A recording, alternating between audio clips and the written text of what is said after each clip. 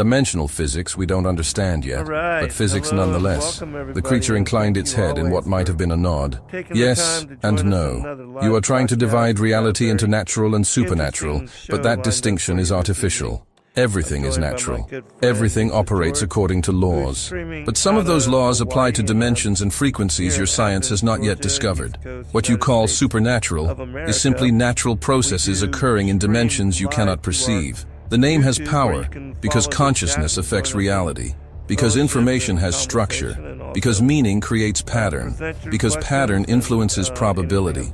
These are natural laws. They are just laws that operate at levels of reality your instruments cannot yet measure. The patterns on its skin were pulsing in a rhythm that almost looked like a heartbeat. But yes, to answer your underlying question, the power is real, not symbolic. The name is a tool that works through dimensional physics, not through divine intervention that bypasses physics. He did not break the laws of reality. He revealed deeper laws that include and transcend the ones you know. I sat back down, my mind spinning. You said he rewrote the game while playing it. What did you mean? The creature leaned back, and for the first time, I heard something like respect in its voice. Before him, we thought we understood the parameters. Consciousness emerges from complexity. Biological life generates awareness. Death ends the individual instance of consciousness. These seemed like absolute rules. We built our entire strategy around them. We convinced humans that they were merely meat puppets, that death was the end, that consciousness was an illusion created by neurons firing. We made them believe they were small, temporary, meaningless, and this gave us power over them. Fear of death, fear of meaninglessness. These were our primary weapons. The thing's eyes seemed to bore into me, but he demonstrated that we were wrong. Consciousness does not emerge from biology. Biology emerges from consciousness. The pattern creates form, not the other way around. Death is not an end, but a transition to different dimensional frequencies. Individual consciousness is not temporary but eternal, existing outside of time in dimensions where past, present, and future are simultaneous. He showed humans what they really are, and if they truly understood, if they truly grasped the implications, they would be beyond our reach. So he rewrote the rules by revealing the actual rules, by showing that the limitations we had convinced everyone were absolute, were actually imposed by ignorance and fear. I felt something clicking into place in my mind. He played the game, according to the real rules that nobody else knew existed, and that changed everything. The creature made a gesture that might have been applause, slow and mocking. Yes, precisely. He revealed that the game board was larger than anyone thought, that there were moves available that we had convinced everyone were impossible. And once those moves were demonstrated, once humans saw what was possible, the game could never go back to what it was before. This is why we fear him. This is why his name has power. Not because he was strongest or most clever, but because he showed everyone else how strong they could be. He revealed that humans are not pawns in our game. They are players, potentially powerful players. And that revelation is what broke our certainty of victory. The thing settled back into its meditation pose. We have been fighting a rearguard action for 2,000 years, trying to suppress the information, trying to corrupt the message, trying to convince humans that what he demonstrated was unique to him, unrepeatable, unavailable to them. We created religions that worshipped him instead of following his example. We emphasized his divinity to obscure his humanity. That should we be made better. Salvation about belief rather than transformation. We're going to try something a little bit different. I'm going to play some clips from a video that we talked about last week. And then we're going to share commentary on this video. But it's very interesting in that and those individuals are the story is that this particular linguist this entity was been so superior called up when I first in the middle of the night, now explaining given like 20 minutes to get all of his stuff ready. He was going to be sent off for duty for a weekend. If he demonstrated that consciousness and he is a language specialist. That humans can access higher dimensions through alignment with the base frequency, then why are you still here? Why are you still fighting? You said yourself. Okay, wonderful. The creature's mouth. Just wanted to make sure that there was no problems. All right, so let me just introduce what we're going to be doing this evening. I'm going to be playing these clips from this audio interview, and as I said, it's this particular linguist that was taken to this even if the war is lost, deep and black site, it paused, and when he got there, he was commissioned to go in and speak with a demonic entity, basically an extraterrestrial, ancient, alien type, big, almond-eyed, big-headed creature, non-gendered, one of those grays or whatever it is. Presence is more real than absence. But that does not change what we are. We are committed to this path, playing also. And we will walk it to whatever end awaits us, even knowing that end is defeat. The room was silent, except for the hum of the containment field and the quiet beeping of. Do you hear something playing? I sat there, looking at this creature, and for the first time, I didn't see a monster. They said that there's some audio playing. I saw something tragic, as well. Something that understood it had Do you hear lost, anything? but couldn't stop fighting. Something that knew truth, but couldn't align with it. Something that was, in its own way, as trapped as any human it had ever manipulated. Can you change? I asked quietly. Oh, great. Can beings like you align with the frequency? Hold on, give me a second. Can you choose differently? The creature looked at me for a long moment, and I saw something in those black eyes that might have been longing. Might not work. Nothing. Some have, it said softly. When he descended into our dimensions, when the frequency flooded into the spaces where we dwell, some of my technology aligned with it, chose transformation over dissolution, became something different. Your religions remember them as angels, as beings of light, but they were us once, entities indistinguishable from me. The choice is possible, theoretically. The thing's voice dropped to barely a whisper, but I do not know if I am capable of making it. I have been absent for so long that presence feels like death. I have been fear for eons and love feels like destruction. To change would be to stop being what I am. And I do not know if I have the courage for that kind of annihilation, even if what emerges from it would be better. I stood up slowly, feeling the weight of everything I'd learned pressing down on me. Thank you, I said, and I meant it, for explaining, for being honest, even when it served your purposes. I understand now, not completely, but enough. The creature watched me move toward the door. You understand intellectually, Michael Brennan. But understanding intellectually is not the same as understanding experientially. You know what he did. You know how it works. You know the name has power, but you have not yet accessed that power yourself. You have not yet made the choice to align with the frequency. You remain in knowledge without transformation. And knowledge without transformation is just information. Useful perhaps, but not life-changing. I stopped at the door, my hand on the handle. Okay, I found it. Sorry, everybody. I loaded up 6 clips, and so I had to go through each one of them to see which one was playing, but I apologize for that. Like I said, I'm technically inept, but I am trying, and we're trying to make the broadcast even better by being able to bring these clips to you, and at least I know now that you can hear them. That was going to be I believe it's the 5th clip, so we'll get to that when we get to it, but for right now, Lisa, how are you doing? And is everything clear in the chat? You can hear me clearly, nothing else is playing, nothing is repeating over anything. Yeah, it looks, Tammy said yes, you got it. Okay, thank God. Other voice in the background, yes, it's great. They're all clapping for you, sharing figured out something. But I give you a lot of credit. We're trying to get a new printer hooked up in our house here a couple days ago, and even Isaac cannot figure it out. So it's a horrible thing to deal with, although we need to use it, right? Right, and the problem is that, we're swinging back and forth from different platforms and having to adjust the settings every time.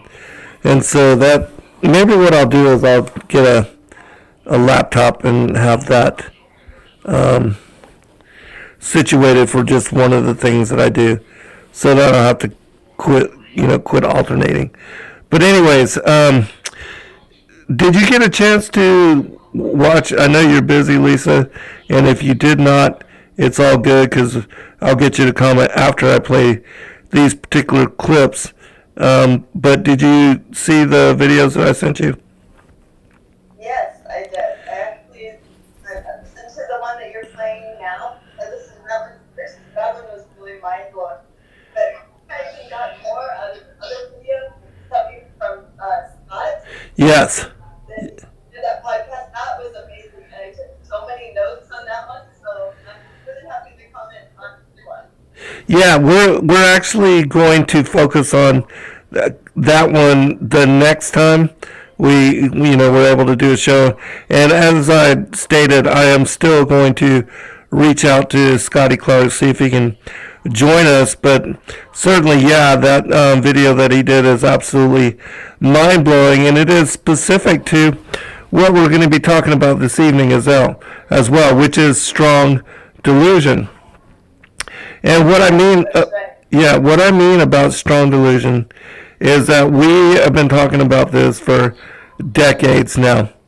And it's basically that the fallen angels, those who from the heavens to the earth came, those that descended down to the earth and that fell, that were banished out of the upper heavens in the ancient times on the first day, and they were covered over and banished and trapped by the firmament established on the second day. It is these ancient interdimensional entities that we can't see them, but they are right here with us, and they are the fallen angelic legion presence that Paul talks about. We wrestle not against flesh and blood, but the powers, the principalities, rulers of darkness and wickedness in high places. And this is going to be confirmed. This is something that another one of the teachings that I received a lot of flack from, when I talked about it maybe 2 decades earlier, because this kind of thing was still kind of new in a couple decades ago. Even the ancient aliens, I think all that was all coming up and starting to prevail in the minds of, in the conscience of humanity. But as I've been talking about, and as other people have also exposed, it's my belief, and Rob also covered this in great detail, that the fallen angels, the giants, they are going to be part of the end time deception, the strong delusion, and they are the arch nemesis of humanity. They have been here since before we have been here. They were here before we were. And they were trapped here on this earth before we were. And they were the ones that established the ancient cultures and civilizations, and also the pagan, the Gentile religions, which demanded blood sacrifice, the offering of victims and children as offering for knowledge, for relationship, for magical capacity. I mean, whatever it is, they were able to manipulate humanity, and they are still manipulating humanity in the same way that the serpent tricked Eve, deceived her. Has God said, "You shall not eat, of the tree of the knowledge of good and evil"? And he's, basically talked her into doing it and told her that God was trying to keep something away from her. And so he tempted her to sin, and this caused the fall of humanity. And so these kind of things are going to be confirmed. But one of the most amazing aspects of what we're going to be talking about this evening as well is that these demonic entities acknowledge the power of the name of the Messiah, and how not only can they not hear it or be in the room when it is pronounced, but that it physically causes them pain and suffering, and that it is the one weapon that humanity has over Legion, and yet most do not realize. as to the authority that Christ has over these particular entities. But let me give you a chance to comment, Lisa, and then we'll play the first clip. Okay, thank you, Zen. Just real quick, in the chat, they're saying that it sounds really low. My volume is super low. They can hear you just fine. Like, you're very loud and clear. I don't know if you can make mine a little bit more loud. Usually I'm the loud one, so I'm not sure what's going on. But I know you're working on it, brother. I really appreciate you. But from those videos that you sent me, I was so blown away just because it seems like the entities always try to generate fear, and they love to control people through fear. But we know that in Scripture, in 1 Timothy, it says that Yah has not given the spirit of fear, but power, love, and sound mind. And these entities that we are against do not have sound minds, that's for sure. They want everybody to be like them. They want everyone to be like us. They want everyone to be afraid. But it's because we have the Most High, we have the Messiah on our side. We need to say His name. We can just call out to Him, and we have nothing to fear. He's much greater than anything that they could try to throw at us. And that's the main thing I got from this. I just thought, wow, this is something that everyone needs to hear. I'm so glad you're going to play this. We should get to it then so they can hear what you're talking about. Okay, sorry, I did just change something with regard to Lisa's settings, so hopefully that will resolve the issue. But give us a shout out in the chat as to whether her volume. They said that I sound really far away in a tunnel. So I just want everyone to know I am not in a deep underground military base. I am like around here. Okay, let me do one last thing, because I had this issue with Brett as well a long time ago. And so let me do one last thing, and then we'll see if that works. And then we'll go into...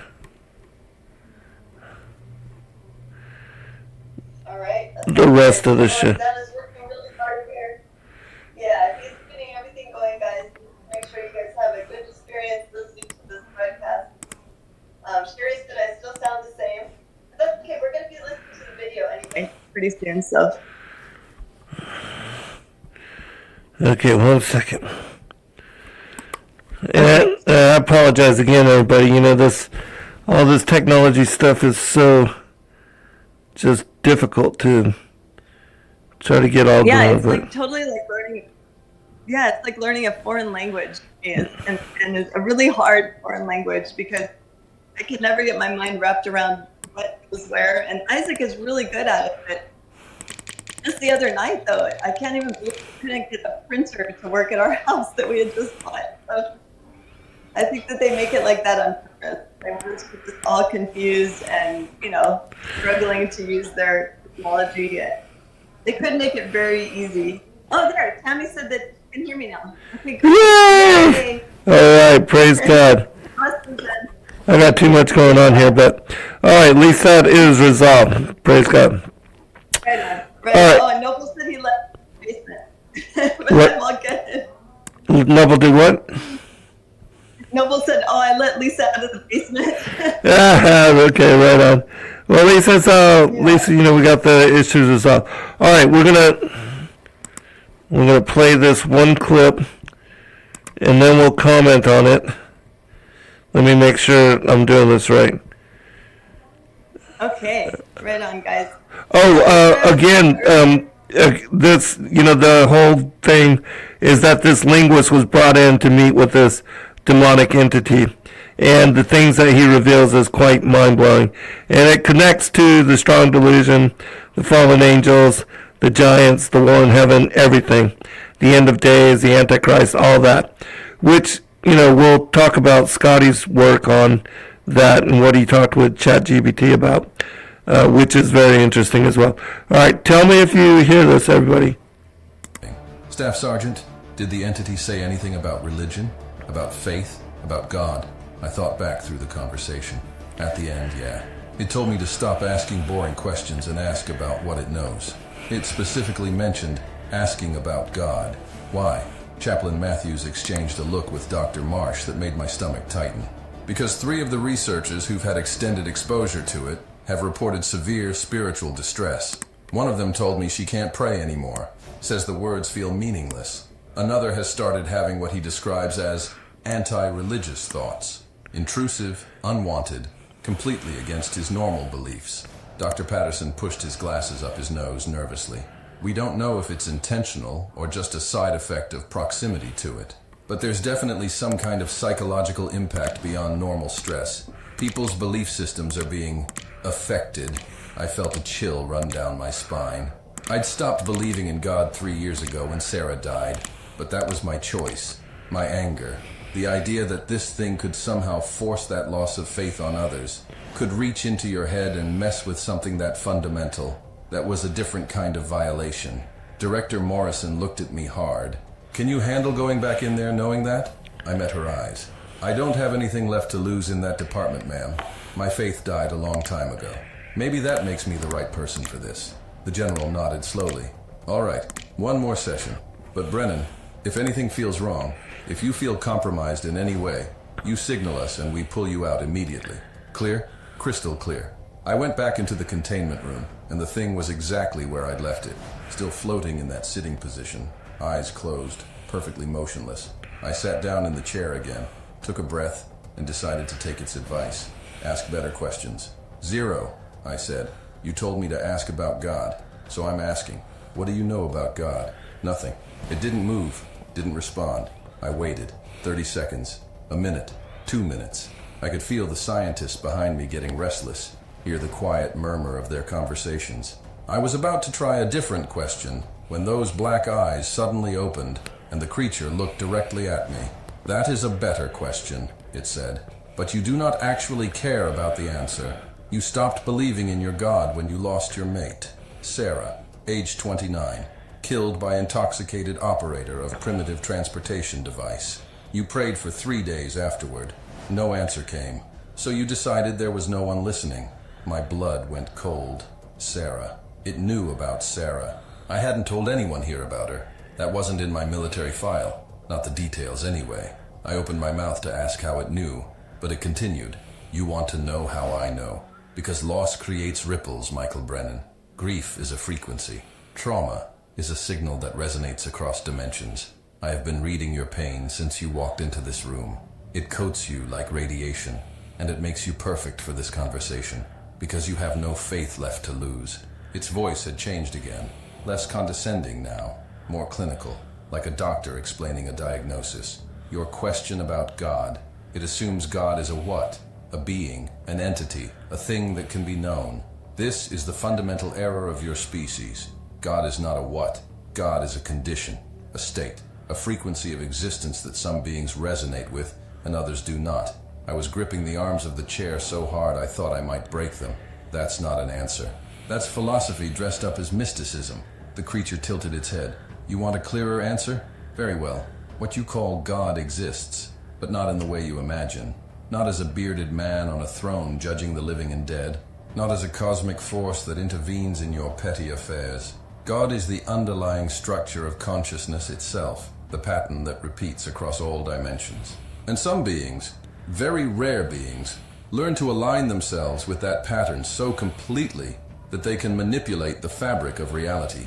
Your species has had a few such beings throughout your history. You call them prophets, messiahs, teachers, but there was one. It stopped, and for the first time, I saw something that might have been hesitation. There was one who did something none of us expected, who changed the rules in a way that should not have been possible. I leaned forward, sensing I was close to something important. Who? What are you talking about? The creature's fingers flexed, that unsettling, fluid motion. You know who. Your species built an entire religion around him, killed each other over interpretations of his words. The one you called, and that's when I made the mistake. I was frustrated, tired of the cryptic responses, tired of feeling like I was being played with. The words came out before I could stop them. Just an expression I'd said 1,000 times before without thinking.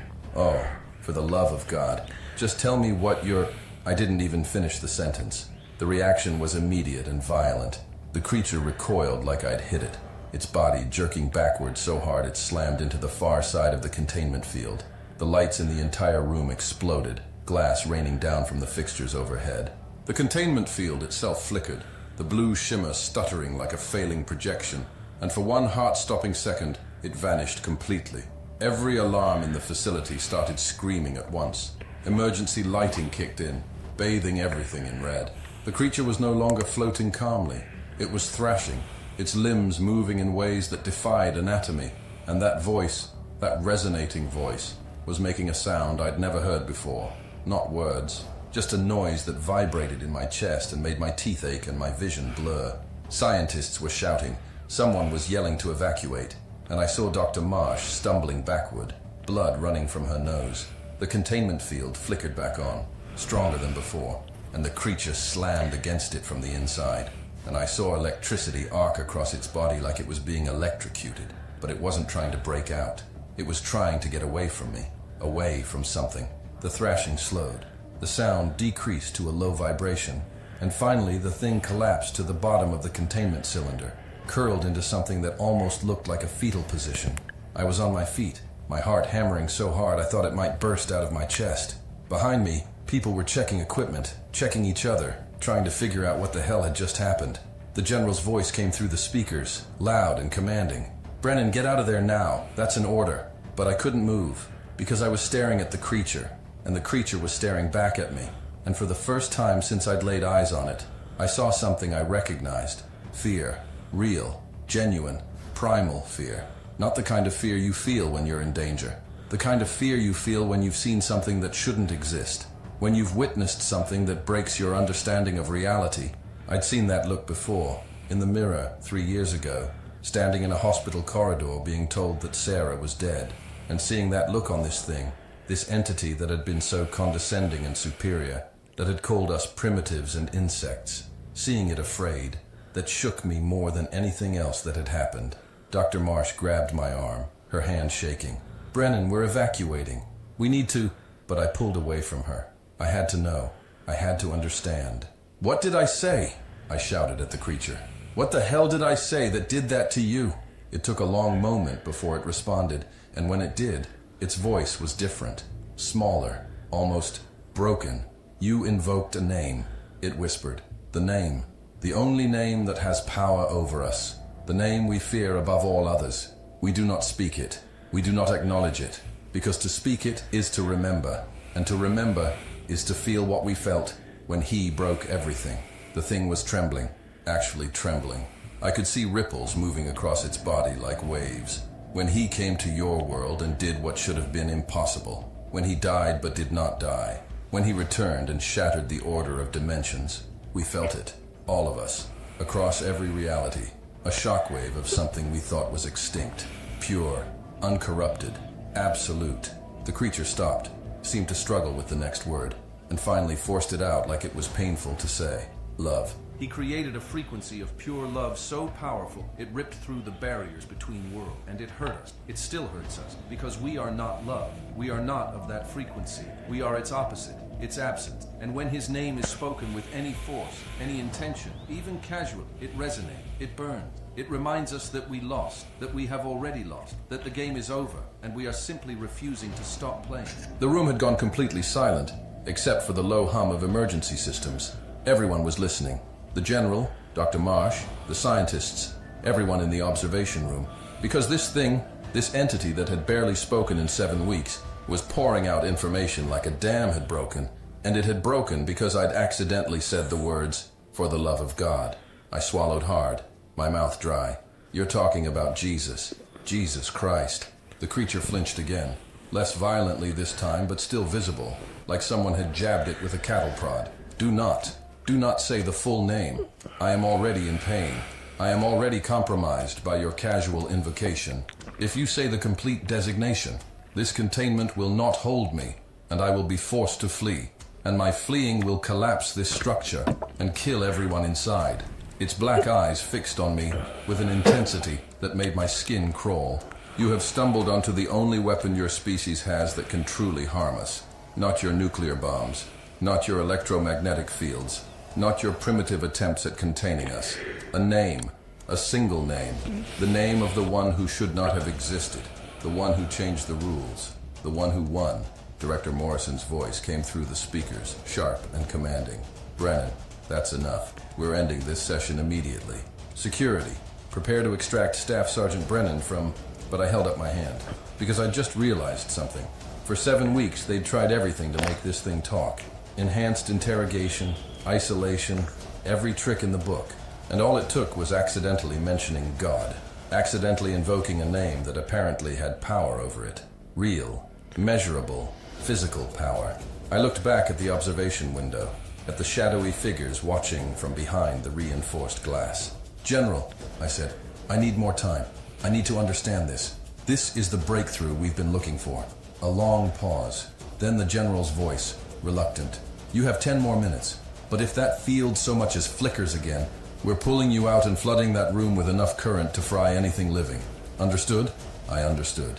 I turned back to the creature, which was slowly uncurling itself, pulling back into that sitting position, but it looked diminished somehow, smaller, less alien and more defeated.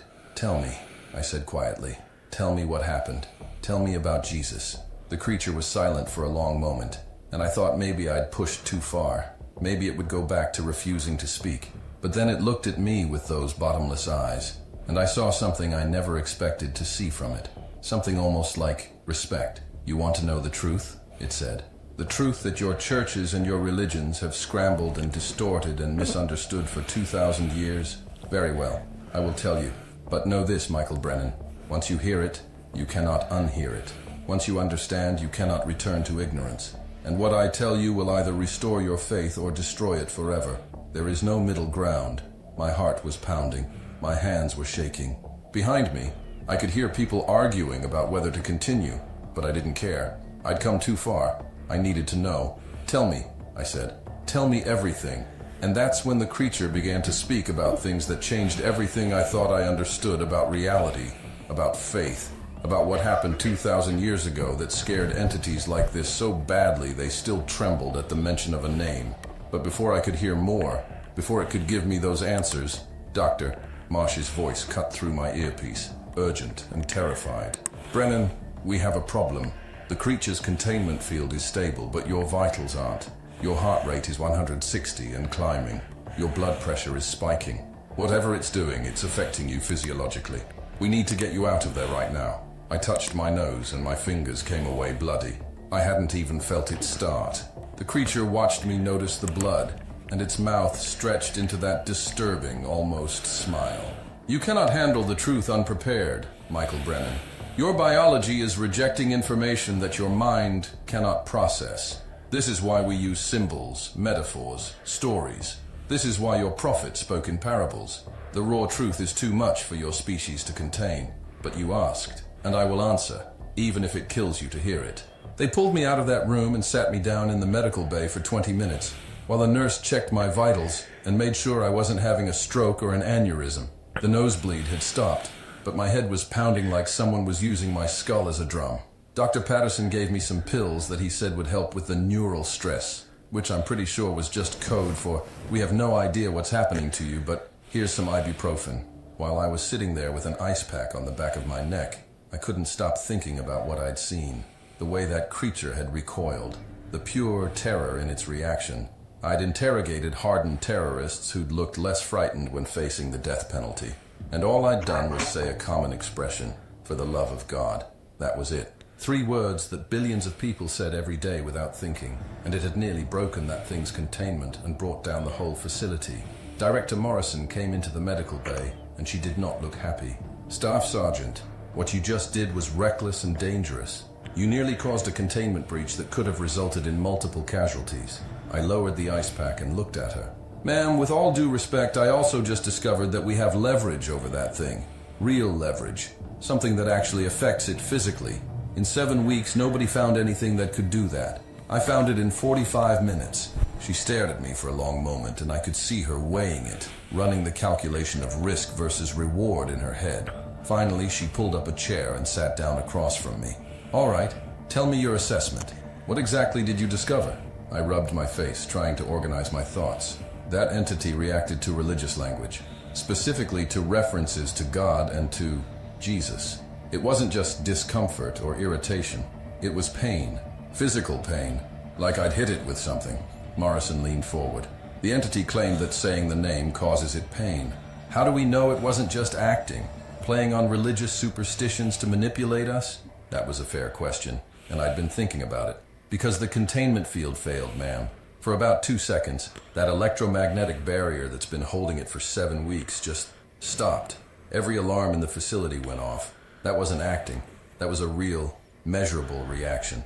And the thing looked terrified. Not angry, terrified. I paused, remembering those black eyes filled with something that looked like genuine fear. Whatever power that name has over it, it's real. And it doesn't understand why any more than we do. Or if it does understand, the understanding scares it even more than the effect itself. Morrison sat back, processing this. And you want to go back in there and test it further? It wasn't a question. She knew. Yes, ma'am. Carefully. Scientifically. But yes, if we found something that can actually affect these entities, we need to understand it. She was quiet for a moment, then nodded slowly. All right, but we do this properly. Dr. Patterson will be monitoring your vitals in real time. We'll have the containment field reinforced to maximum capacity. And if I see any sign that you're compromised or that the entity is gaining some kind of psychological control over you, we pull you out immediately and you don't go back in. Are we clear? Crystal clear. 20 minutes later, I was back in that room, the creature watching me with those bottomless eyes as I sat down in the chair. The tension was different now. Before, it had been condescending, almost amused by me. Now it was wary. The containment field was humming louder than before. Multiple redundant systems engaged. The creature spoke first. You have returned. Foolish or brave. I cannot determine which. Its voice was still that resonating frequency that I felt in my chest, but there was an edge to it now. Caution, maybe even respect. You have discovered something your scientists could not. You have found the weapon. Now you wish to test it, to understand its limits. This is strategic thinking. Perhaps you are not as primitive as I initially assessed. I leaned forward, keeping my voice steady. I need to understand what happened. When I said those words, "For the love of God," you reacted like I'd hurt you. Why? The creature's fingers flexed in that disturbing way. Because those words carry an echo, a resonance. Your language has been shaped by centuries of invocation, of prayer, of billions of consciousnesses directing energy toward a concept. Words become containers for power, and some words contain more power than others. The word you casually invoked, the name you spoke without intention, it is the most powerful word in your dimensional reality. It is a frequency that causes us pain because it is fundamentally opposed to what we are. I absorbed this, then decided to test the limits. Carefully. What if I say it again? What if I say God? The creature tensed, its body going rigid, but it didn't recoil like before. Instead, it seemed to be bracing itself, like someone preparing for an injection. That word has power, yes, but spoken without intention, without faith behind it, it is manageable, uncomfortable, but manageable.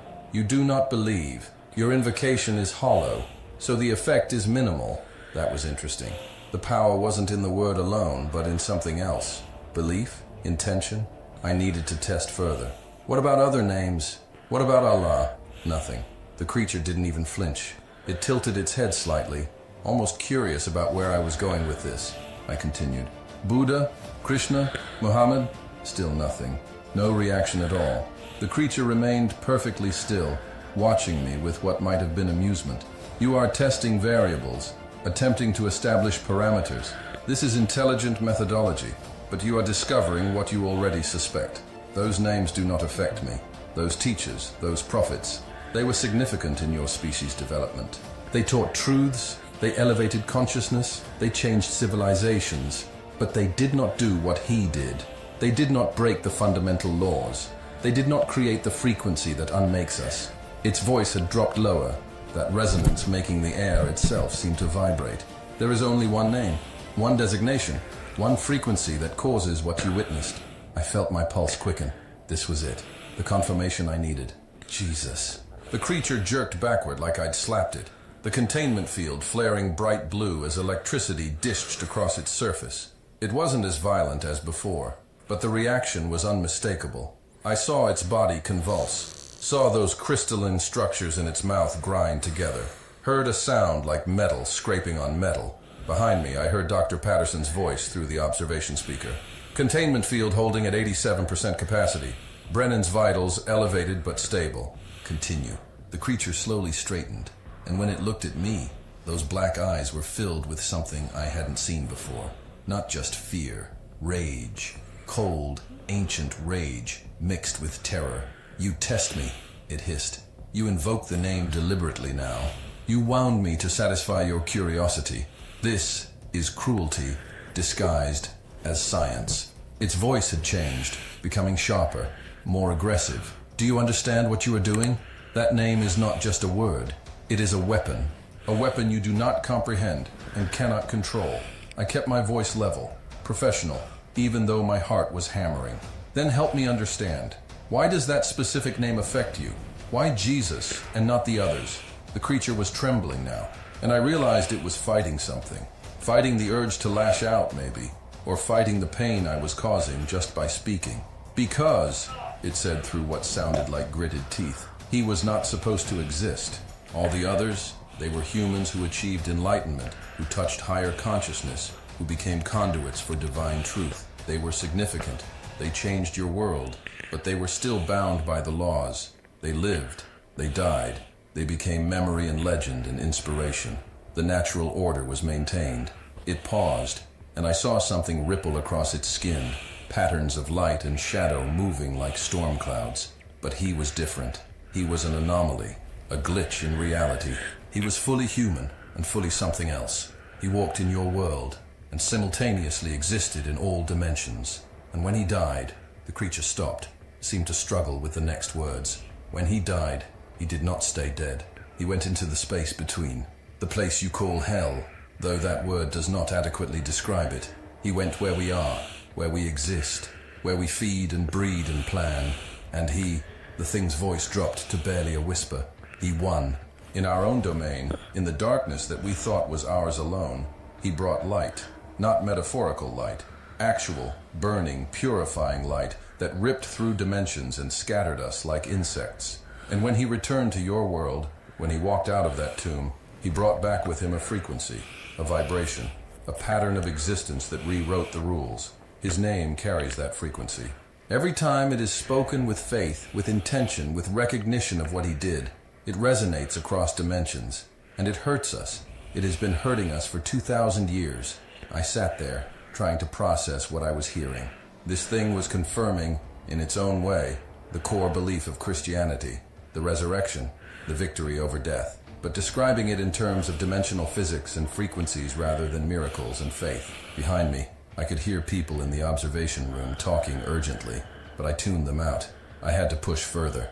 I had to understand the limits of this weapon I'd accidentally discovered. What if I say the full name? I asked quietly. Jesus Christ? The creature's reaction was immediate and violent. It screamed, that resonating frequency becoming a shriek that made every piece of glass in the room crack. The containment field blazed so bright I had to shield my eyes, and the creature was thrashing, its body contorting in ways that hurt to look at. Alarms were blaring, people were shouting, and I felt something warm running from my nose again. Another nosebleed. But I didn't look away, because in that moment of agony, the creature's form was changing, flickering, and I saw something underneath. Something that looked almost like wings, burned and broken. Something that might have been beautiful once, before it became this. The field stabilized. The creature collapsed to the bottom of the cylinder, and the shrieking stopped. In the sudden silence, I could hear my own ragged breathing and the frantic voices from the observation room. "Brennan, get out of there now!" Dr. Marsh was yelling. "The containment is at 34% and dropping." But the creature spoke, its voice weak, barely audible. "Stop, please. I will tell you what you want to know. Just stop saying that name. Stop weaponizing it against me." There was something in its voice I hadn't heard before. Pleading. Actual, genuine pleading. This thing that had called us primitives, that had looked at us with such contempt, was begging. I wiped the blood from my nose with the back of my hand. "I'm not trying to torture you. I'm trying to understand. Why does the full name have more power than just the first name?" The creature pulled itself back into a sitting position, but it looked diminished somehow, like I'd taken something from it. Because, it said slowly, Christ is not just a name. It is a title. It means anointed one, chosen one, Messiah. When you say both names together, you are not just invoking the human who walked in Galilee. You are invoking everything he became, everything he accomplished.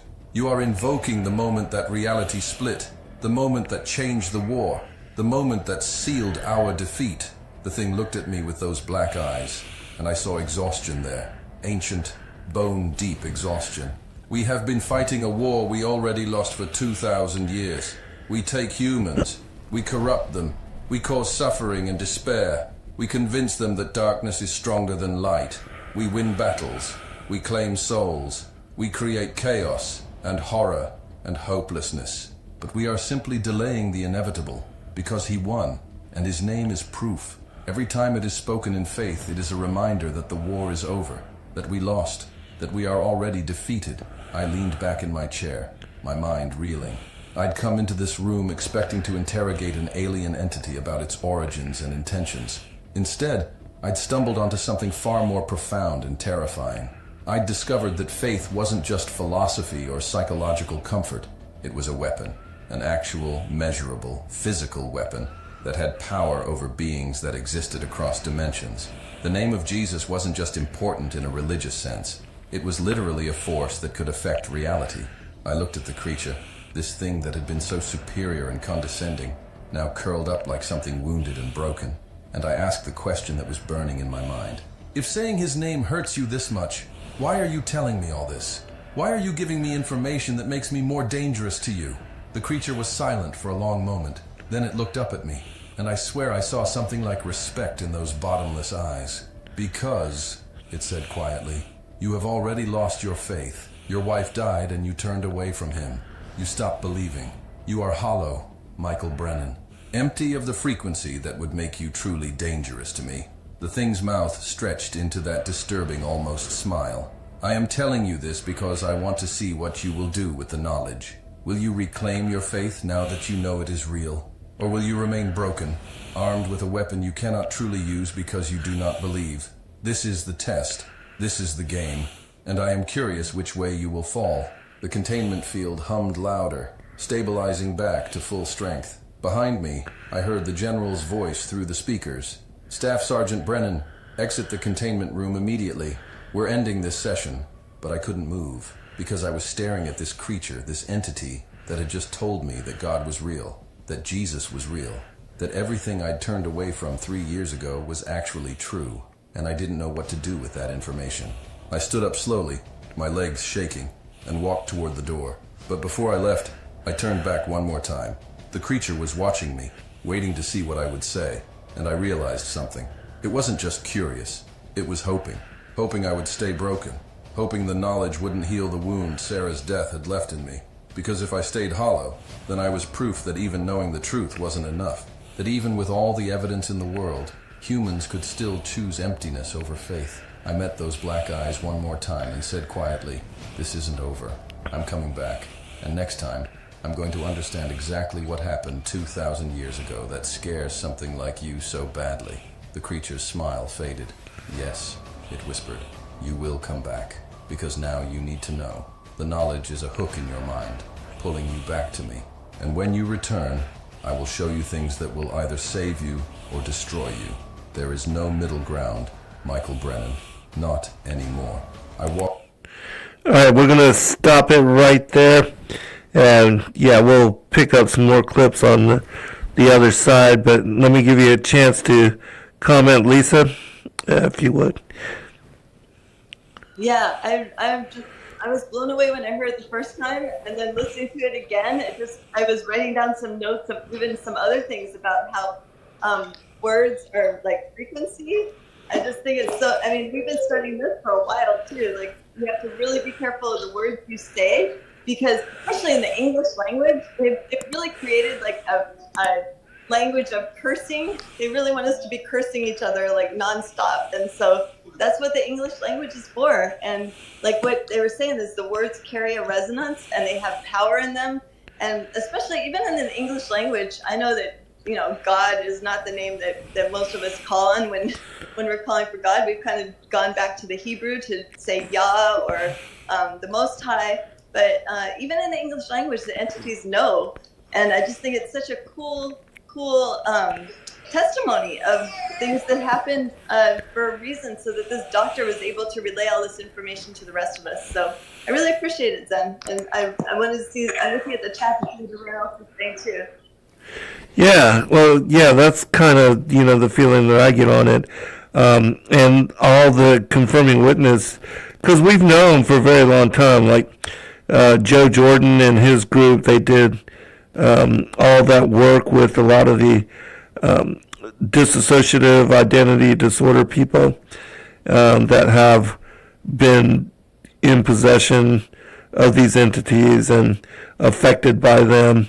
A lot of families that are generational Freemasons that are also affected and influenced by these demonic entities. And because the elites still do the blood rituals that are spoken about in the Emerald Tablets, and how they are able to conjure up these demonic entities. But later we'll get into some clips where they talk about how, because the other thing that Scotty Clark in his video brought up is the biblical cosmology, and how so many people right now, under the deception of NASA, they believe that, every star in our system is a sun, and that all of them have the potential for evolving life randomly, as if it was in any manner random, which is absolutely kind of crazy, but that is the belief. Go ahead, Lisa. No, I just think it's so crazy too, and I love that at the end of the other interview, how Scotty brought in our true cosmology and how that's such a stronghold for people. I mean, we saw that in a recent trip to the Philippines when we met a couple. He was a young engineer from Amsterdam, and he and his wife were there visiting the Philippines too. And we sat down, we had a meal with them, we were talking with them, and then she kept bringing up, I need to ask the universe for my answers. And so I said, well, what do you believe the universe actually is? Because I kind of wanted to do a segue into talking about our cosmology. And she said, I never really thought about that before. I said, well, you know that we don't live on a spinning globe, right? And then there was 4 of us at the table that were totally on board with the whole flat earth thing, and then the 2 of them were not. And so they both just looked at each other, and she said, do you believe that earth is flat? And I said, yeah, definitely. And then Noble chimed in, and our friends that we were with, they're both flat earthers too. So it was a very interesting conversation, but people just get really angry. Like, her husband got extremely angry with us, and he was trying to push the NASA stuff and trying to have this and that explained, because he's an engineer. He still has the pride going on, that's his career, is to study science and totally believing everything he's been taught. And I tried to share too that, I was a teacher before. I used to teach the globe. I used to teach the spinning ball, but it took a lot for me to wake up to it also. And I was really angry too. So I totally understand where you're coming from. And I'm not sure if we'll hear back from them, but it's also a great way to share the Messiah with people, and because they're atheists, to share that yes, there is a God that created everything that we see, and even the angels, even the fallen angels, and so they kept trying to get their mind wrapped around it. He was putting in all these scientific debates on how we can see the distance and how far away the sun is, but once you wake up to the truth of that, I can't imagine anybody wanting to go back and say that they believe in the spinning globe again. But it's a really good point. I love AI. He brought up that's one of the strongholds. So I just thought that was really cool to share. Zen, did you have? Yeah, most people would never go back on biblical cosmology once they understand and learn the truth. But of course, we see that Robbie Davison, Celebrate Truth, and Jaron Campanella and others, that they have now reneged on that, which is so odd to me. Of course, we've covered all that here, because no matter what you think about the Southern Stars and the movement of the Southern Stars, there is no curvature, and curvature is non-existent. So, but we also explain the Southern Star movement and all that as well. But anyways, we'll be back at the top of the hour, 2 minutes after, everybody. Commercials will be playing in the background. All right, be right back.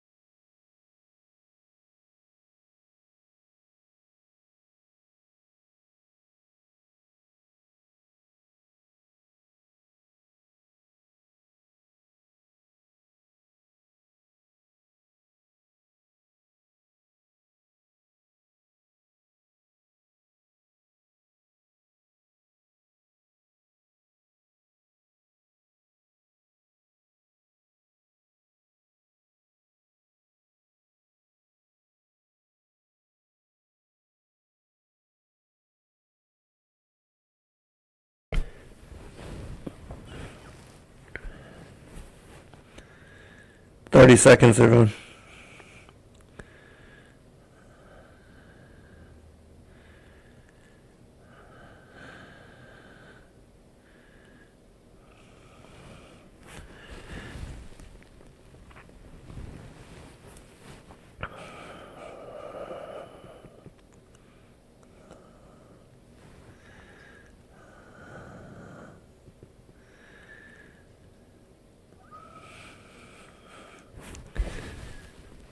All right. welcome back, everybody, for the second hour. Your host is Zen Garcia. This is Momentary Zen on Revolution Radio at freedomslips.com. Lisa is here with me, and we are talking about this whole video. Actually, I should get the name of it, but give you a chance to comment. Hello, David, and welcome everybody. But yeah, if you would, Lisa, comment, and then we'll move on into some other portions of these clips.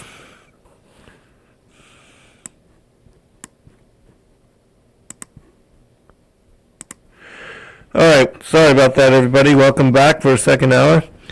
I'm your host, Zen Garcia. This is Momentary Zen here on Revolution Radio, and I have Lisa George with me, and we are talking about this whole interview that was conducted by this particular linguist with one of these demonic gray alien type entities, which of course is part of Legion and the fallen ones, the seraphim angels that were cast out of the heavens in very ancient times. But let me give you a chance to comment here, Lisa, and then we'll move forward. Yeah, I just wanted to comment. There's some talk going on in the chat about if he would use some of the other names of God instead of the English form of Yah, which is God. And I agree with Roland when he said that entities playing him. He said Jesus Christ. Imagine if he used the real name of the Messiah. And I can totally see why the translators who translated the Bible into English wanted to change the name of the word of Yah to Lord so many times, because I don't think Lord is one that they would recoil at, because that's just, in Hebrew that's another name for Baal. So it would make sense that they would want to take it out hundreds and hundreds of times, just like the book that Justin wrote, Zen, where he exposed all of that. What are your thoughts on that, Zen? Brother? Yeah, sorry. I can hear you better when I'm muted, so I try to do that in between. But yeah, I think that's a very relevant and an awesome point, and very important, because again, a lot of people believe that the King James has not been tampered with in any manner, but of course that is one of the ways. And also, as you mentioned, my son wrote a book on the word of the Lord, and how that particular phrase and all allusion to Christ in the ancient Pentateuch, which there were numerous, over 200 particular references to the word of the Lord as being, the helper of humanity, and also the right hand of the Father, the angel of the Lord, and so many other aspects. But yeah, when you really understand how involved the Messiah was with the ancient patriarchs, even to the point, like when you read the Targum rendition of the scriptures, and you read the very first few chapters, even in Genesis, about the fall of humanity, you see that it is the word of the Lord that removes them from their presence in paradise,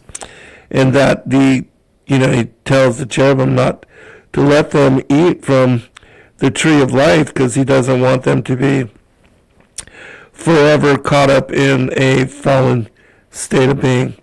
And so they are removed, they are cast down, and placed here, where the fallen angels had already been banished and had already developed very intricate high culture civilizations, and with the use of technologies and capabilities that we do not have and cannot replicate even in this day, time, and age. So yeah, so that's the fascinating thing about hearing this particular entity and all of what he has to say and the things that he covers in this particular interview. But yeah, let me give it over to you again, Lisa, and then we'll pick it up. And of course, we're going to have to do a follow-up to this particular show, because there are 6 major clips that I want to play.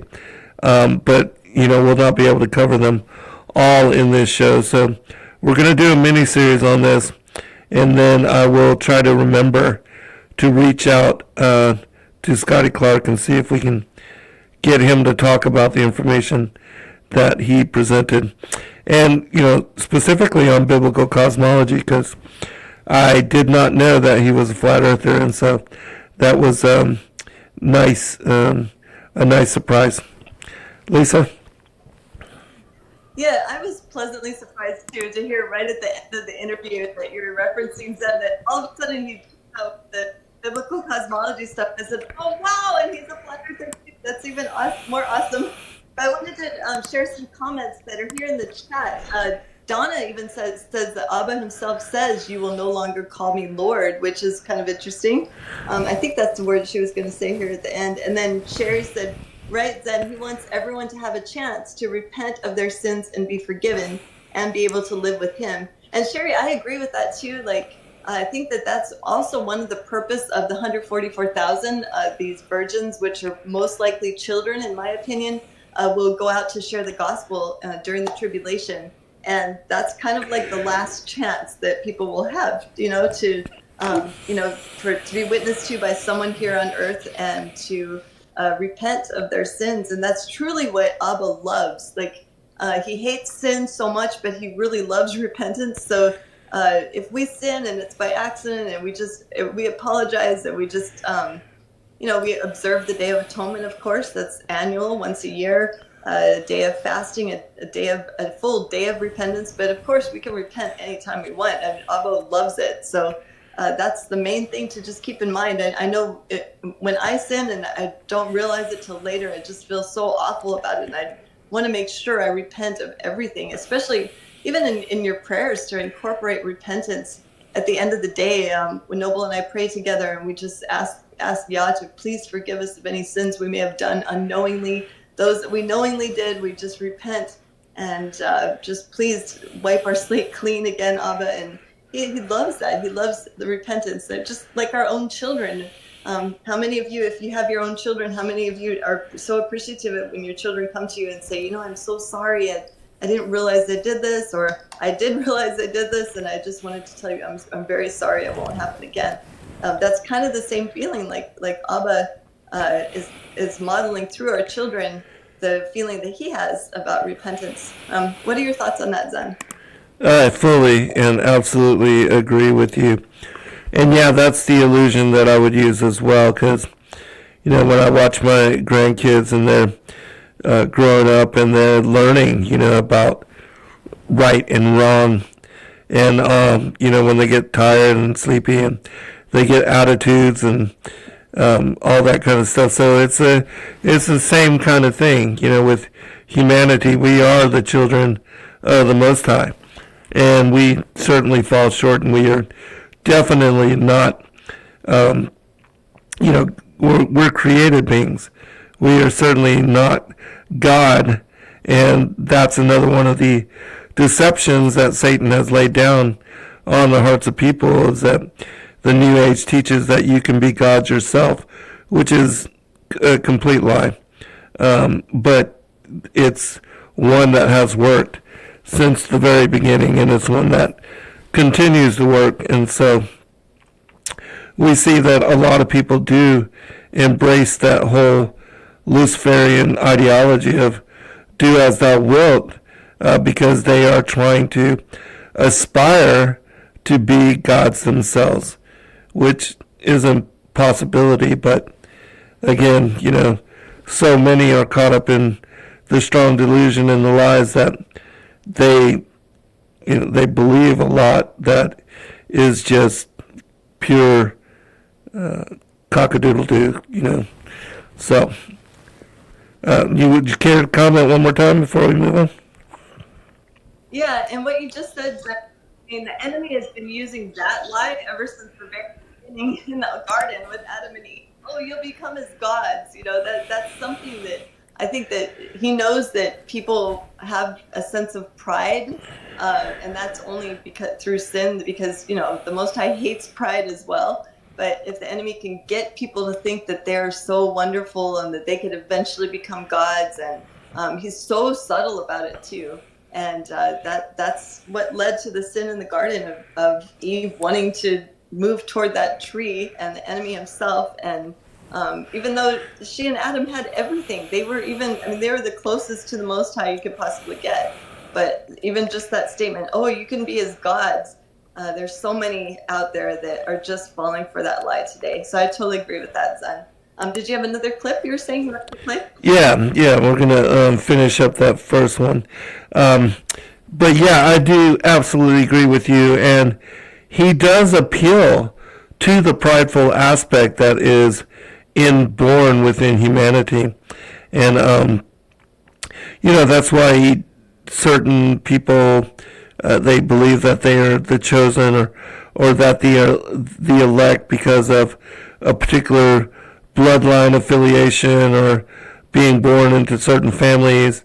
A lot of like those families that own control of industry or that are part of the banking families which print the money and loan it to interest to our governments. I mean, those are definitely powerful individuals here on the earth, but they are so compromised that they will, at the expense of eternity, they receive the benefits of power and control, wealth, money, and status, and above the law, because they believe that they're above the law and that they can indulge in things like pedophilia, cannibalism, drinking, consuming blood, things like that. So, yeah, that's the distinction. That's the differentiation between the children of the Most High and the children of Baal.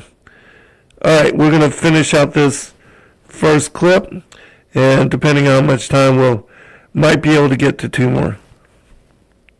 Walked out of that room with my mind spinning and blood still crusted under my nose. Dr. Marsh grabbed my arm as soon as the door sealed behind me. What the hell happened in there?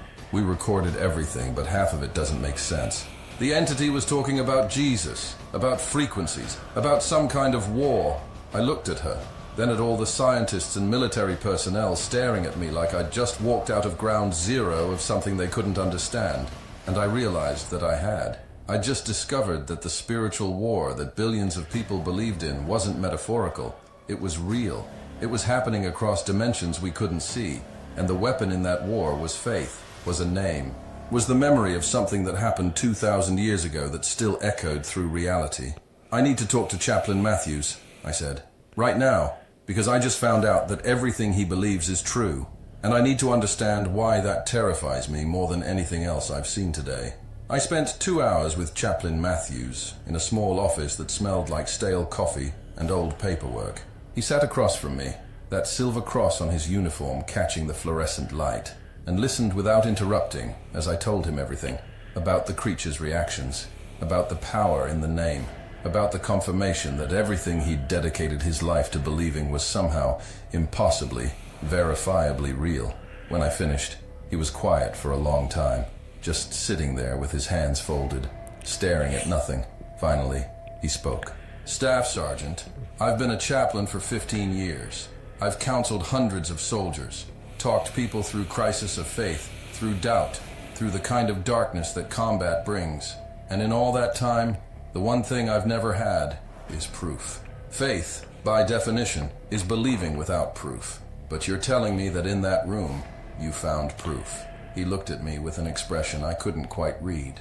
And it terrifies you more than it comforts you. He was right. It did terrify me, because if it was all real, if God was real and Jesus was real, and there really was a spiritual war happening across dimensions we couldn't see, then that meant Sarah's death wasn't just random tragedy. It meant there was a plan, a purpose, a reason behind the suffering. And I didn't know if I could accept that. I didn't know if I wanted to. Matthews leaned forward. Michael, can I tell you something? The entity in that room, it's afraid. You said that yourself. It's afraid because it knows how the story ends. It knows who wins. But it's also strategic. It's been talking to you, revealing things, giving you information. Why? What does it gain from that?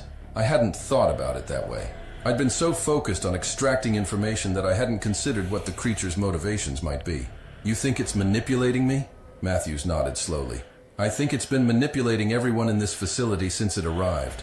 7 weeks of silence wasn't because it couldn't communicate. It was because it was observing, learning, waiting for the right person. Someone smart enough to be useful, but broken enough to be vulnerable. Someone like you. That hit harder than I wanted to admit. I rubbed my face with both hands, feeling the exhaustion settling into my bones. So what do? Walk away? Let someone else handle it? Matthews shook his head. No, I think you're exactly where you're supposed to be. But you need to go in there with your eyes open. That thing will offer you knowledge, truth, answers to questions you've been asking since your wife died.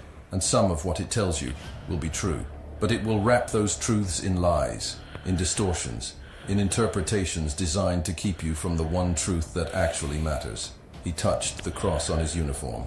That despite everything, despite the darkness and the suffering and the loss, love wins. That's what terrifies them. Not power, not judgment. Love. The kind of love that would die for enemies. That's the frequency that unmakes them. And they'll do anything to keep you from understanding that. 4 hours later, I was back in the containment room. The creature was waiting for me, floating in that meditation position. But it looked different somehow. Less hostile, almost expectant. When I sat down, it spoke immediately. You went to the holy man, the priest, seeking guidance, seeking interpretation of what I told you. I didn't bother asking how it knew. At this point, I was past being surprised. Yeah, I did. He thinks you're manipulating me. The creature made that sound that might have been laughter, like glass breaking in slow motion. Of course I am manipulating you. You are manipulating me. This is the nature of interrogation, is it not? Each of us trying to extract information while revealing as little as possible. Each of us playing a game within a game. The question is not whether manipulation is occurring. The question is, who will win?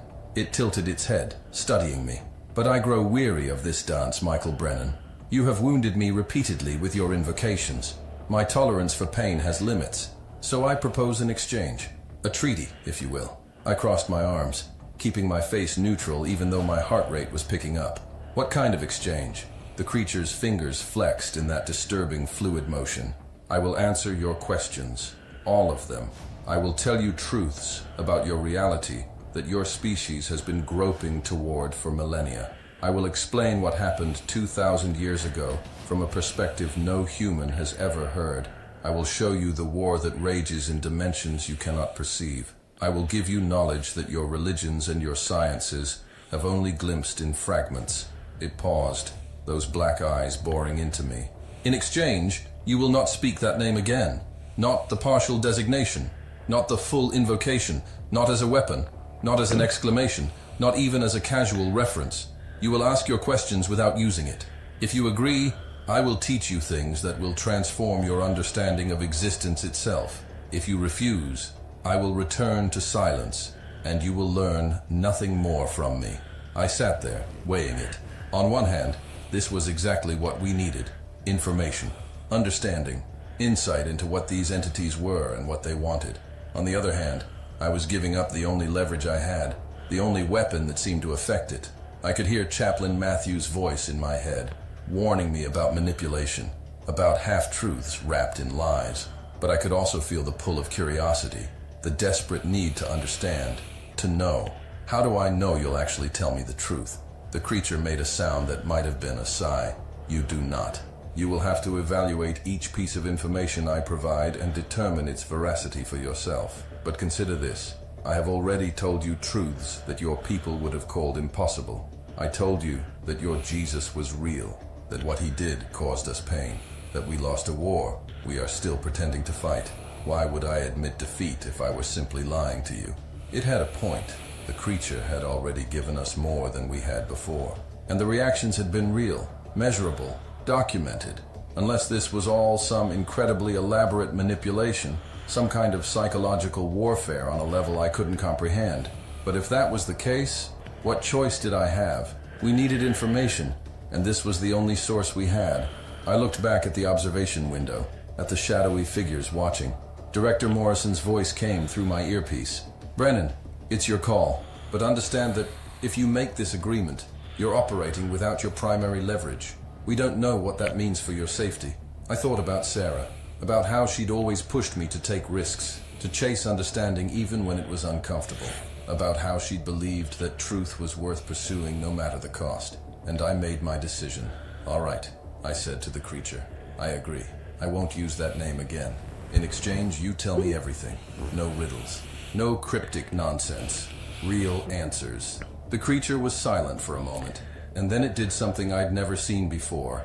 It moved its right hand to its chest, in a gesture that looked almost like a salute or a promise. Agreed. We have a treaty, Michael Brennan. I will honor it as long as you do. The air in the room seemed to change, like a pressure had been released.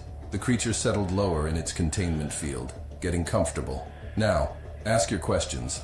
Ask the things you truly want to know, not the tactical questions your superiors want answered, not the safe questions. Ask the questions that have been burning in your mind since you walked into this room. Ask about your wife. Ask about death. Ask about what happens to human consciousness when the meat stops working. Ask about the war. Ask me, and I will answer. My throat was dry, because the creature was right. There were questions I'd been avoiding, questions too personal, too raw. But now, with this agreement in place, I had permission to ask them. All right, I said slowly. Let's start with something basic. You said you're not from another planet. You're from another dimension. What does that actually mean? The creature's eyes seemed to brighten slightly, like it was pleased with the question. Your universe exists in 3 spatial dimensions, plus time. You can move forward, backward, left, right, up, down. You experience time as a linear progression from past to future. This is your prison, and you do not even know you are imprisoned. But reality is not limited to your 4 dimensions.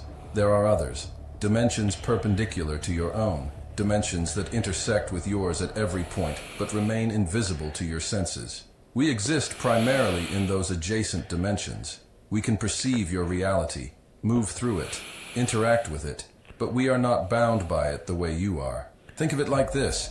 You are drawings on a piece of paper, 2-dimensional. We are 3-dimensional beings looking down at the paper, able to see the whole picture at once, able to reach in and touch any part of it. I tried to wrap my mind around that. So you're saying you can see all of time at once? Past, present, future. The creature made a negating gesture. Not all of time. Time is complex, even for us. But we perceive it differently than you do. Where you see a straight line, we see something more like a river with branches and tributaries.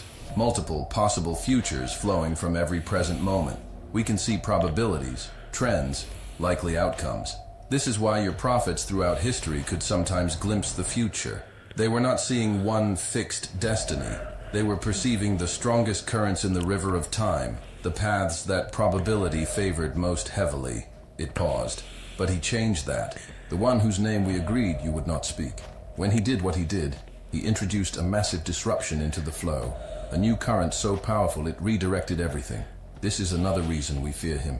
He made the future uncertain even for us. I leaned forward, my scientific curiosity wrestling with my skepticism. You keep talking about what he did, about how he changed things, but you're being vague about the specifics. What exactly happened 2,000 years ago? The creature's form rippled, patterns of light and shadow moving across its surface. I will tell you, but understand that the truth is stranger than your religions have taught. The man you call by that name was born human, fully human, with human DNA and human biology. But he was also something else. Something that should not have been possible. He was consciousness from a higher dimension, compressed into 3-dimensional flesh. Imagine taking a sphere and forcing it to exist as a circle. The circle contains only a fraction of the sphere's true nature, but the sphere is still there, existing in dimensions the circle cannot perceive. That was him, fully human and fully divine, existing simultaneously in your dimension and in all dimensions. The thing's voice took on something almost like respect. We did not understand what he was at first. We saw another human prophet, another teacher, another potential threat to our influence. We have dealt with many such humans throughout your history. Buddha, Lao Tzu, numerous others who touched higher consciousness and tried to elevate your species. We cannot kill such individuals directly. The rules do not permit it, but we can influence others to kill them. We can create circumstances that lead to their silence. My hands were gripping the arms of the chair hard enough that my knuckles were white. You're saying you influenced people to crucify him. The creature's black eyes fixed on me. We influenced Judas.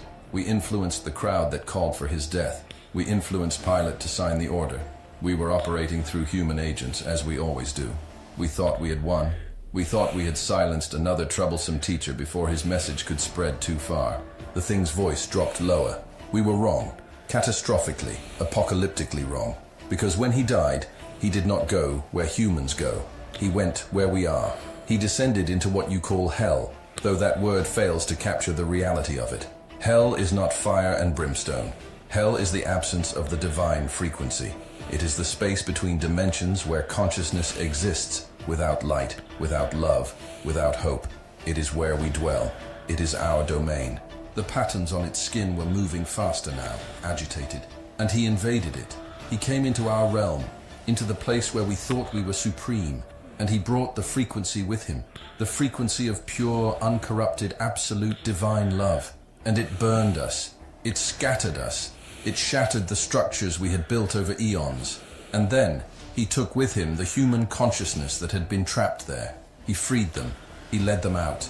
And when he returned to your dimension, when he walked out of that tomb with a physical body that should have been dead, he proved that death itself had been defeated, that our primary weapon, our ultimate threat, was no longer absolute. I sat there, trying to process what I was hearing. The story was familiar. The basic outline matched what I'd learned in Sunday school as a kid, but hearing it described in these terms, in language of dimensions and frequencies and invasions, it was both more real and more terrifying than I'd ever imagined. So the resurrection actually happened. That's what you're saying. He actually came back from the dead. The creature's response was immediate and forceful. He did not come back from the dead. That phrasing suggests he was dead and then became alive again. No, he was dead and alive simultaneously. He existed in death and beyond death at the same time.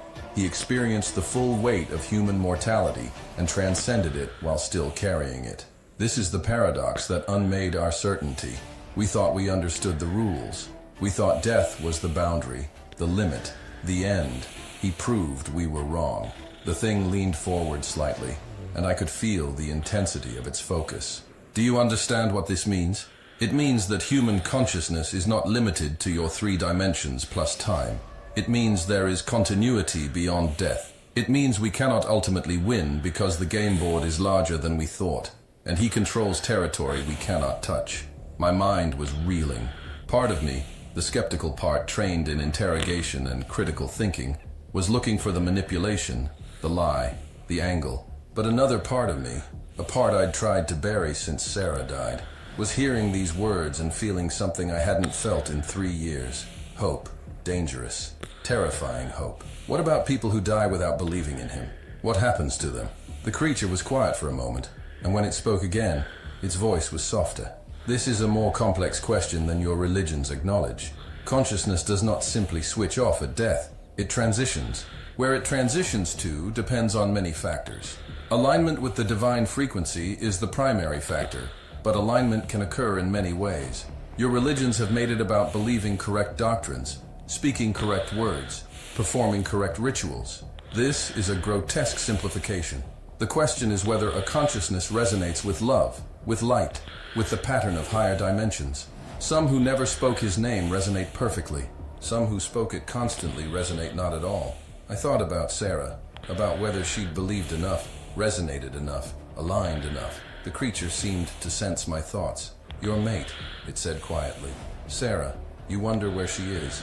What happened to her consciousness when her body failed? I felt tears burning behind my eyes and fought them back. Can you tell me? Do you know? The creature tilted its head. I know that she died suddenly, without warning, without time to prepare. I know that her last thought was of you, hope that you were safe. I know that her consciousness transitioned cleanly, without fragmentation. Where she is now, I cannot perceive directly because it exists in a frequency I cannot access. But I can tell you this. She is not in the place where we dwell. She is not in darkness. She is not in absence, which means she is in light, which means she is in presence, which means, by the logic of what I have told you, she is with him, with the one whose name we agreed you would not speak. I couldn't stop the tears then. They just came, hot and sudden. 3 years of grief I'd been holding back, breaking through in a wave that left me gasping. Behind me, I heard Dr. Marsh's voice in my earpiece, concerned. Brennan, your vitals are all over the place. Do you need a break? I waved her off, wiping my face with my sleeve. The creature watched me cry with those bottomless black eyes, and for the first time, I didn't sense condescension or amusement, just observation. Clinical, detached observation. You weep because you have hope now, it said. Hope is painful when you have been without it for so long. It reopens wounds you thought were scarred over. This is why many humans choose despair. It is easier. It requires less courage. The thing's voice was almost gentle now, which somehow made it more disturbing. But I have given you what you asked for. Truth. Your mate is not lost. Death is not the end. The war is real, but the outcome is already decided. Now you must choose what to do with this knowledge. Will you rebuild your faith? Will you align yourself with the frequency that frightens us? Or will you remain broken, armed with knowledge, but paralyzed by doubt? All right, we're going to stop it right there and share some commentary. It's quite a lot. And as you can see from this interview, this individual, he lost his wife, Sarah. And a lot of times when that happens to people, they do go through a spiritual crisis of faith. And a lot of times they will, because of losing their significant other or children or, things like that, it just ruins, devastates. It's devastating for their relationships with the Most High. They shut down, they don't believe, and, they're always questioning, well, how can a just God, take my child or take my wife or whatever? But we are also responsible for a lot of what we do in this world. Like, we eat a bunch of food that has just terrible things in them. Thank God for RFK taking out a lot of that, even the fluoride out of the water, things like that. But the preservatives, just all kind of just weird ingredients, monosodium glutamate, high fructose corn syrup, aspartame, the sugar substitutes, all of those kind of things. They are not good for you, and they are causing a health crisis in this country, which is also related to a spiritual crisis, because people are dying of diabetes and dying of cancer, and a lot of that is related to the sugar and the overconsumption of it, which we find it in everything, and it's unfortunate. Lisa? No, I agree, Zen. Like, the enemy has really set up the rulers of the earth, and as I've deduced, and also from hearing your talks on this as well as Gary Wayne, that we are now being ruled by those who believe that they have the divine right to rule because of their bloodlines. And so everyone that has power, whose name, especially those whose names are famous in the media, along, those people that we consider the elite, they're the ones in charge of trying to poison and kill us all very slowly. They ultimately, one is dead, but they hate us so much. They want to just see us suffer as much as possible. So that's why, who would be doing this to our food, except unless they're total psychopaths? The ruling class totally is psychopaths, and we'll hear more of that in the other interview that Zen is going to be posting maybe next time, done by Scott Clark. But that is just, to me, it makes no sense unless you totally hate all people. And they do, because they are the offspring of the Nephilim. The Nephilim even mentions in the book of Enoch that the Nephilim hate us. They hate humans because they are part human themselves, and they probably wish they were born to 100% divine, 100% angel, instead of having this human side that just craves food, and they crave, their sexual desires. They have all of these needs that would not need to be fulfilled if they were total fallen angel. So that's why they really hate humans. They especially hate women, because they were born of women, and it mentions this in the book of Enoch also. And so in order to get back at the human race, I'm guessing that that's one of the reasons why they want to poison us, why they create all these diversions. And They love the control. They're such huge egos. They're so power hungry. They love the control. I love how he mentioned about hope, though. When it mentions that the man who was interviewing, the doctor who was interviewing this entity, how he broke down, and the entity saw right away, yes, it's because you have hope. And I like what Donna said in the chat too. She said, hope is everything. And our hope is built on nothing less except for Yeshua, except for the Messiah, for Christ and what he did for us, to give us hope of a future, of hope to, be with him forever, to be in what was described as being in the light, because we know that Yeshua is the light of the world. He literally was the light that resided over the tree of life in the garden.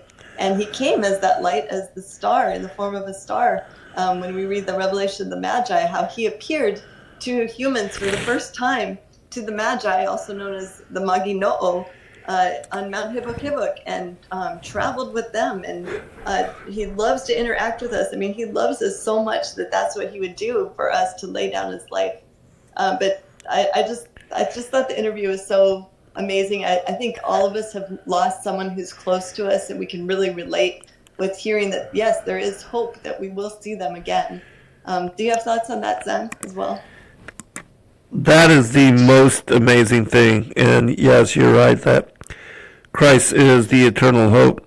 He is the wellspring for the waters of life. And he is the Savior, Messiah. He extends salvation to all of us. He paid the price of the Passover lamb. And we are redeemed because of his blood and the shedding of it. And we are not worthy, of course. We all fall short of the grace and even the expectations of the Most High. But he is long-suffering, and he knows that we're going to fall short. We're going to commit sin. We're going to be led astray in temptation. But the idea is to be born again in the Spirit and to go forth and sin no more. We're the prodigal children coming home for the feast and the wedding celebration, and God willing, we will all be counted worthy of that Sabbath rest and the millennial age, and we have to fight and overcome these adversities. But the most important thing is to understand and know your enemy. I mean, this was the basis of Sun Tzu. The art of war is to understand your enemy and the strategies that they employ to take you down and to destroy you. And of course, there are tactics that the Illuminati, through divide and conquer, the separation, the division of minorities, and the funding of both the left and the right, that they are able to create controlled opposition in order to get their way and to lead people astray.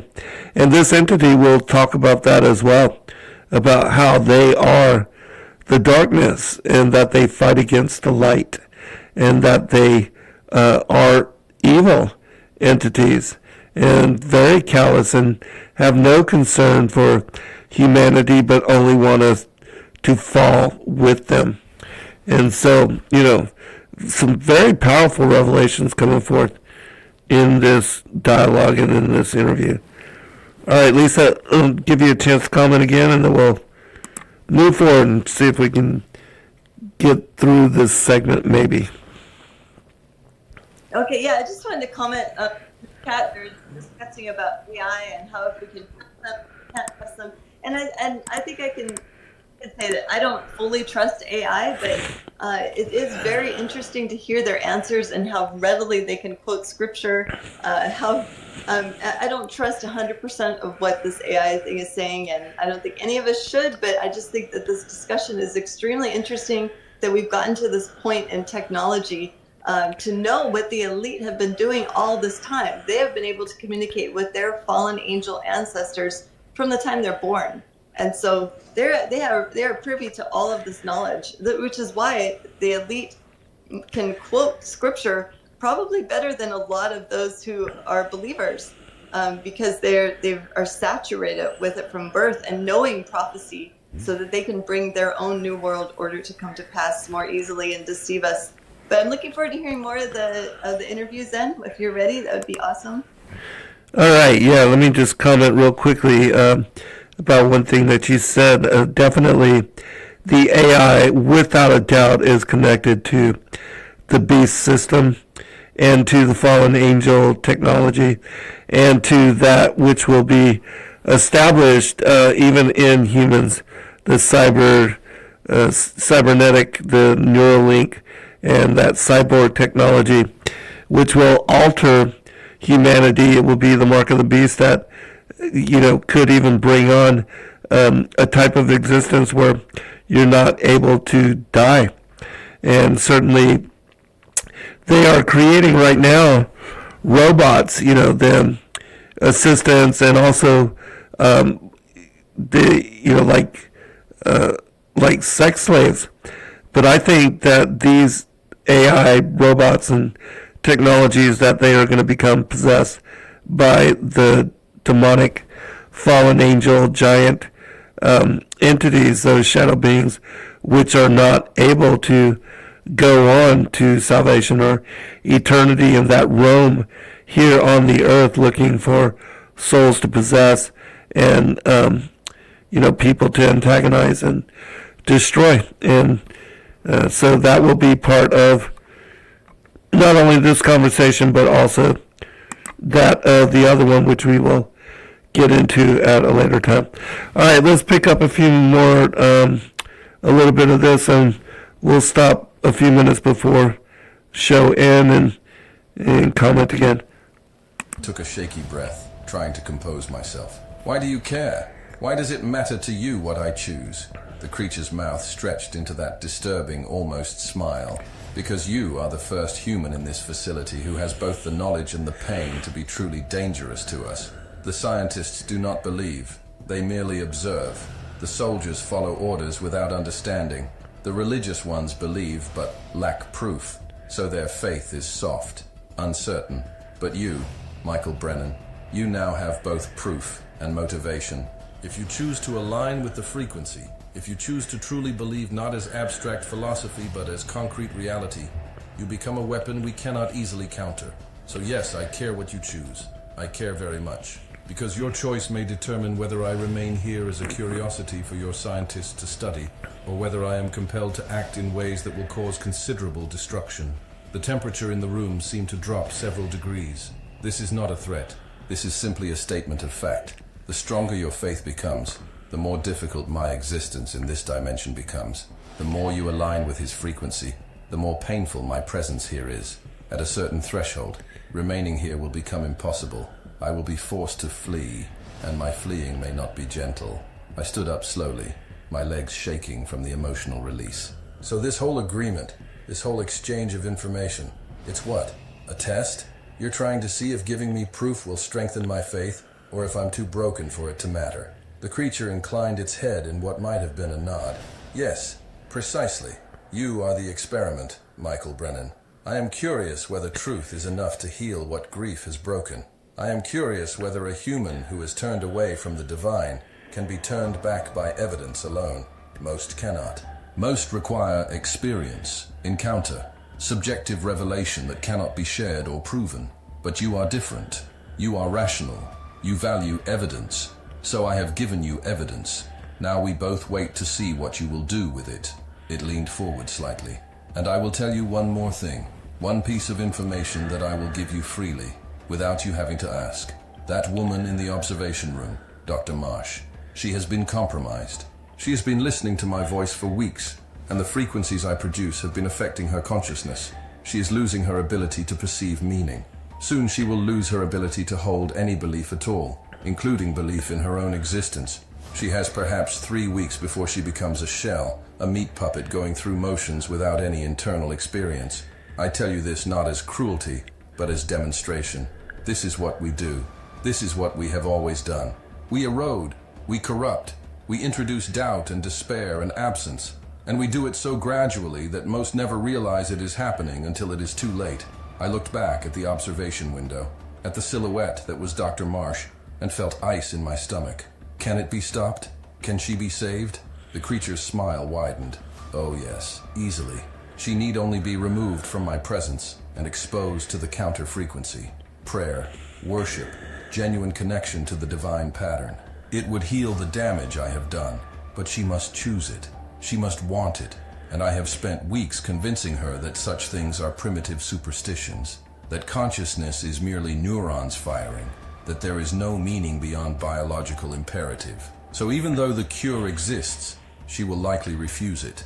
She will rationalize her deterioration as stress, as mental illness, as anything but what it actually is. And she will descend into void while surrounded by people who could save her, simply because I have convinced her that salvation is not real. The thing settled back into its meditation position. This is the war, Michael Brennan. Not armies clashing with swords, not dramatic battles between good and evil. Just quiet erosion, just slow corruption, just the gradual replacement of light with absence. One consciousness at a time. We have been doing this for millennia, and we are very, very good at it. I stood there, staring at this creature, this entity that had just confirmed my worst fears and my deepest hopes in the same conversation. It had told me that Sarah was okay, that there was life beyond death, that the resurrection was real. But it had also shown me the true nature of the war we were in, the insidious way that darkness worked, the thousands of ways that hope could be stolen, without people even realizing it was happening. And I understood now why Chaplain Matthews had warned me, because yes, the creature was telling me truths, but it was framing those truths in ways that served its purposes. It was giving me evidence while simultaneously showing me how hopeless the fight was. It was offering hope while demonstrating that hope wasn't enough. I need to go, I said quietly. I need to think about everything you've told me. The creature inclined its head. Of course. Go. Process. Choose. But know this, when you return, and you will return because the knowledge is a hook in your mind now, I will tell you more. I will tell you about the others like me who are coming. I will tell you about the events that are being orchestrated even now. I will tell you about the timeline that is collapsing toward a convergence point, and I will tell you why, despite everything I have revealed, you cannot stop what is coming. I walked out of that room with my mind spinning and my heart breaking and my faith, which I thought had died 3 years ago, stirring in my chest like something wounded trying to stand. Behind me, I heard the creature speak one last time, its voice following me through the closing door. One more thing, Michael Brennan. A gift. A piece of information you did not ask for but need to know. The agreement we made that you would not speak his name? I lied. You can speak it whenever you wish. The agreement binds nothing. I simply wanted to see if you would trade your only weapon for knowledge. And you did. This is why we will win in the end. Because even when you know the truth, even when you have proof, even when you understand the war, you will still make the choices that serve us. You are predictable. All of you are predictable. And predictable enemies are enemies already defeated. The door sealed, and I stood in the corridor outside, shaking with rage and fear, and something else I couldn't quite name, because I'd just been played, completely and utterly played. And the worst part was, the creature was right. I'd traded away my weapon for truth, and now I had to figure out whether that truth was enough to forge a new weapon, or whether I'd just disarmed myself in a war I was only beginning to understand. I didn't sleep that night. Couldn't. I lay in the small quarters they'd assigned me in the underground facility, staring at the ceiling, replaying everything the creature had said. The lie about the agreement kept eating at me. It had been so casual about it, so matter-of-fact, like manipulating me was just a natural part of conversation. And the worst part was that it was right. I had traded away my only weapon for knowledge. Even knowing I could still use the name, the psychological damage was done. I'd shown weakness. I'd revealed that I valued understanding more than tactical advantage. And now the creature knew exactly how to play me. Around 0400, I gave up trying to sleep and went to find Chaplain Matthews. I found him in the facility's small chapel, a room barely bigger than a closet with a simple cross on the wall and a few chairs. He was praying, or trying to, his head bowed and his hands clasped. When he heard me enter, he looked up, and I saw exhaustion in his eyes that matched my own. "Couldn't sleep either?" he asked. I shook my head and sat down in one of the chairs. It told me Sarah is okay, that she's with him, that death isn't the end. My voice cracked on the words. And then it told me it had been lying about our agreement, that it manipulated me just to prove it could, just to show me that even with the truth, even with proof, we'll still make the wrong choices. Matthews was quiet for a long moment. And which part hurts more, the lie or the truth? I thought about that. I don't know. Both. Neither. I don't know what to believe anymore. How do I trust anything it says when it admits to lying? But how do I ignore what I've seen? The reactions were real. The fear was real. Something about that name has power over it. That's not manipulation. That's observable fact. Matthews leaned back in his chair. Michael, can I tell you something I've learned in 15 years of ministry? The devil's favorite lie isn't that God doesn't exist. It's that God exists but doesn't matter. That truth exists but changes nothing. That you can have all the evidence in the world and still be powerless. Don't let it convince you of that. 6 hours later, I was back in the containment room. The creature was waiting for me, and I swear it looked pleased. You came back quickly, it said. I expected you to need more time to process, to lick your wounds, to feel betrayed. But here you are, less than a day later, ready for more. This is either courage or addiction. I suspect the latter. I sat down and looked at it with as much calm as I could muster. You told me you'd explain what you really are, not the dimensional physics lecture. The truth. You said we've known about you for millennia, but used the wrong names. So tell me, what are you? The creature's eyes seemed to brighten, and I realized it had been waiting for this question, hoping for it. Finally, it said. Finally you ask the correct question. Not where I am from, but what I am. It settled into a more comfortable position, those two long limbs arranging themselves in ways that still made my brain hurt to watch. Very well. I will tell you the truth, that your species has been circling around since you first developed language and religion and the cognitive capacity to wonder about the unseen. We are not aliens in the sense your science fiction imagines. We are not travelers from distant stars, though we can traverse distances you call cosmic in ways you do not understand. We are not visitors. We are not explorers.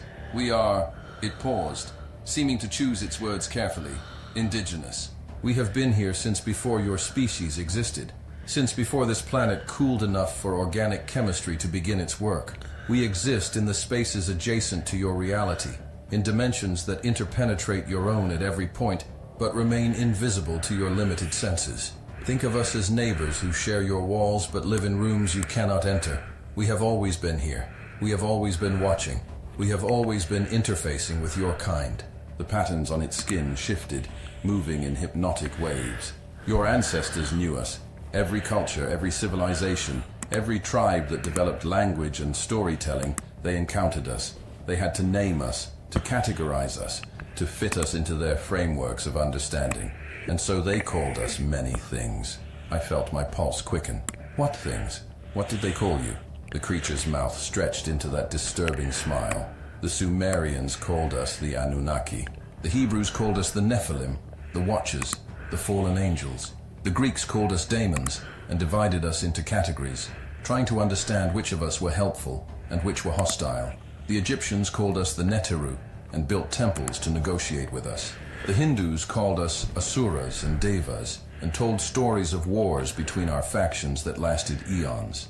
The Norse called us Jotnar, giants from other realms. The Celts called us the Sidhe, the fair folk, and knew enough to be terrified of us. It leaned forward. Every religion, every mythology, every ancient text that speaks of beings more powerful than humans, beings that could perform miracles or curses, beings that demanded worship or sacrifice or acknowledgement, they were all describing us. Not metaphorically, not symbolically, literally, us. I sat there, my mind racing through everything I'd learned in comparative religion courses. Everything. All right, we're going to stop it there. That is the perfect end for the segment.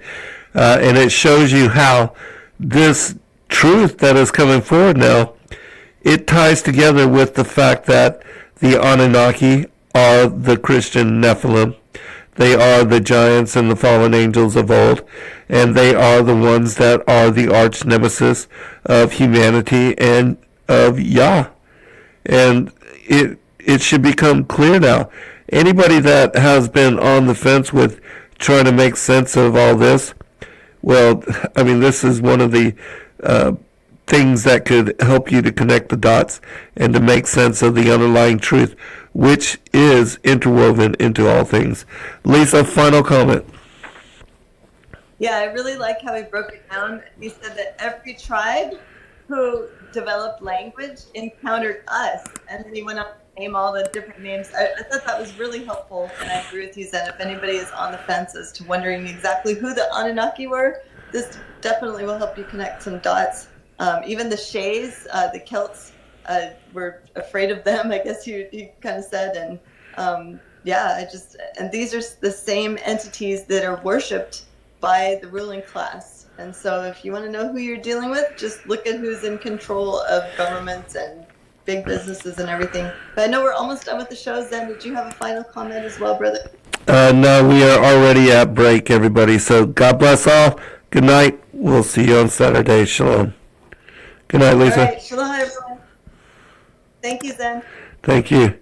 Good night, all. Be blessed. Good night, brother. Okay. Bye.